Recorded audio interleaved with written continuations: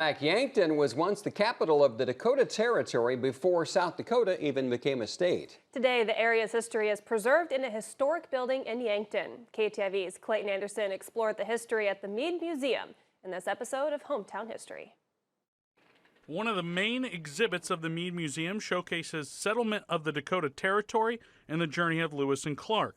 One thing that the Mead Museum tries to do is mix in modern technology such as audio tours with interactive displays and artifacts to try to reach all learners. I think that the biggest thing people take away is they had no idea there were so many connections to Yankton history, to so many other areas geographically. As I had mentioned, being the capital of Dakota Territory, Yankton had a lot of early residents that were they're now named, counties are named after them.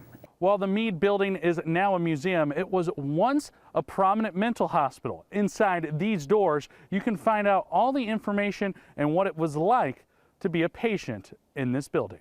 You can see the way mental health was treated in the past with recreational therapy such as pool and golf, but also procedures like water therapy and restraints that today seem inhumane. The Mead Museum works to preserve that history, to share the advancements made in mental health, and show a bit of what the past looked like. There was over 54 buildings on the overall campus, and the campus was made up of buildings like this one, and then there was like maintenance buildings, farm. There was a whole farm on this campus. They had a golf course, all kinds of things. It was a really, really big campus. One thing that is a mission at the Mead Museum is to preserve history, but also protect the future. Our mission is to definitely preserve and protect, to educate as well. One of the things, one of our most recent, it was with COVID-19, I think was one of those big moments where history was used heavily to determine, has this happened before? And people were looking back at the Spanish flu and trying to figure out how were things handled. Another full-time exhibit is the Alumni Association Gallery of Yankton College, a college that used to be in Yankton and closed in the 1980s.